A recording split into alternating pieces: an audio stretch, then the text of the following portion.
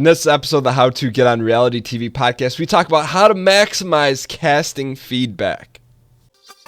Welcome to the How to Get on Reality TV podcast with Dan Giesling, where I answer your reality TV casting questions once a week.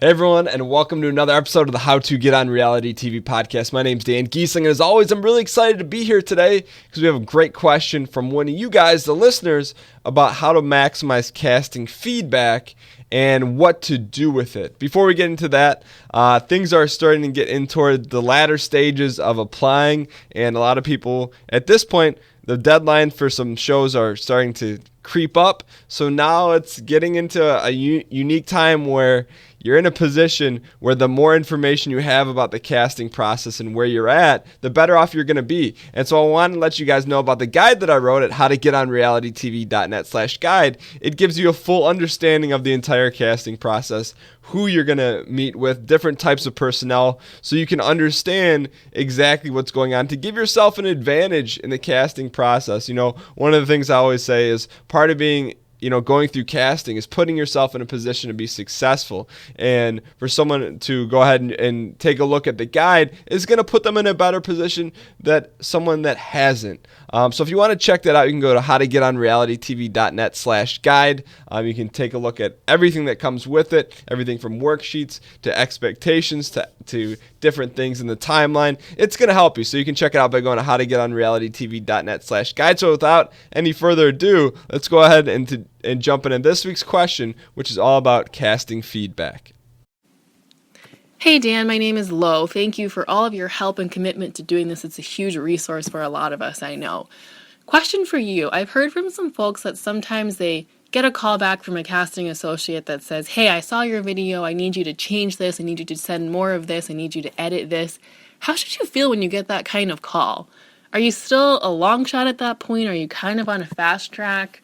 Does it mean that you have a good shot at moving on? And should you really just do exactly what they say? Thanks in advance. Any help would be greatly appreciated. Thanks. All right, Lo, first off, thank you so much for the kind words. Anytime I've always said since I started the podcast in this new format, it's so much different, hearing someone say thank you, in a voicemail than an email. Not that I don't appreciate the emails. It's just cool to hear that. And I'm glad that, Lo, that you're finding value and help in the podcast.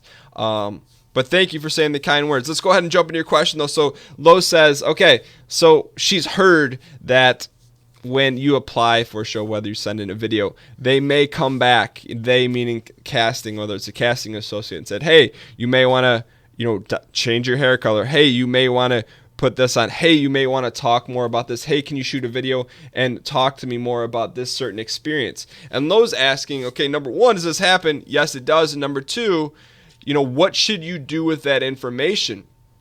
So the first thing you have to understand is that it's the casting associate's job or casting personnel's job to get the most memorable characters brought in front of the people that make the ultimate decision.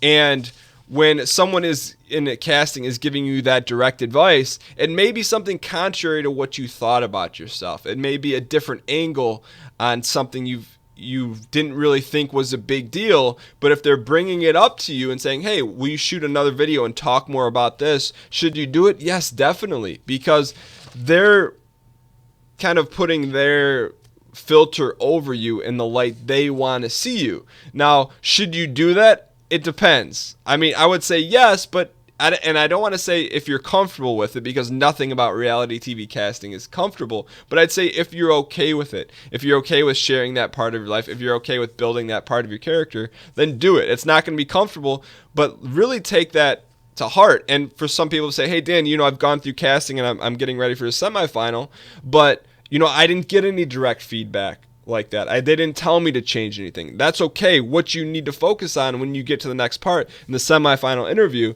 is the questions they're asking you. In terms of when you're starting to share stories, you're going to tell very quickly if you're perceptive and you're listening for the questions they ask you, whether they want you to keep talking about something or they want to change gears. If they're constantly having you change gears or focusing on one story, that's going to be a very, very important part of your story that you need to focus on and elaborate on. So a lot of people because the casting is such a bizarre thing anyways to talk about yourself for that long, but you really need to remember and focus on the questions they're asking you, not necessarily the agenda you're trying to push in terms of the stories you want to share, but of course you need to have that ready to go. But if things trail off based on the questions they're asking you, go with it, because they're seeing something in you that they know they can pull out and use to make you an easier sell or a more memorable sell. Sell meaning like convince the people above to make the decision on you and to put you in a box or in a certain type of stereotype. One of the things that I share about, I talk about in my story is that, when I was applying, as a young football coach in different areas. It wasn't until, I saw a casting folder with my picture on the outside. It said conservative Catholic high school teacher. And I really took that to heart when I saw it. It's something that I probably shouldn't have seen, but I saw it.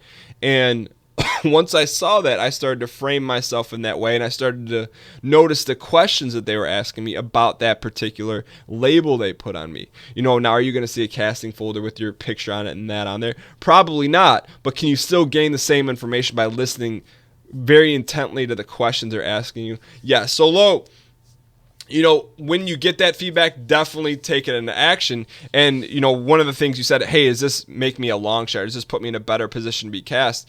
And yeah, if they're saying, hey, here's how we see you, we need to see more of that, you don't want to say, no, this is how I see myself. So take their advice and do it, and just to wrap things up, for those guys that don't get that advice, you're still going to be able to get that feedback from them based on the questions they ask. So listen to the feedback, the questions, and it may cause you to view yourself different and not a light that you see yourself, but run with that, because that's going to help lead you to being successful in casting by listening to what they want from you. So Lo, I hope this helped answer your question, and other people that are going through the process right now, I hope this helps you hone in a little bit more and maybe focus a little bit more on what you need to do during the semifinal or second part interviews to be successful. So Lo, as a small thank you, we're going to send you a free digital copy of my story, How a Normal Guy Got Cast on Reality TV. And if you want your question answered on the podcast, just like Lo, go to howtogetonrealitytv.net/ask. You can do it from your phone, you can do it from your computer, you can do it from your tablet. It's a really simple voicemail app. You just leave a voicemail and it's magic. It works like that. So you can ask your question by going to howtogetonrealitytv.net/ask. And Lo, thank you for asking that question. All right, so that wraps up another episode of the How to Get on Reality and callbacks and everything that's going on right now.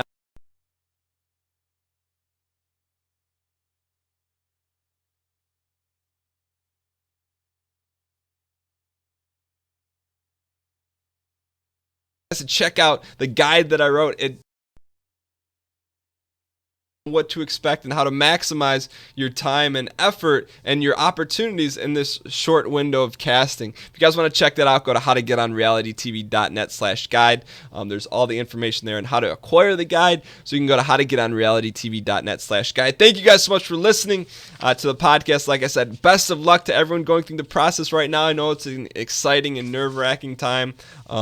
But the best thing you can do is just get yourself in a position to be successful by learning as much about the process as you can through the podcast and the website and everything out there available for you guys. Thank you guys so much for listening. I will see you guys next Monday. Later.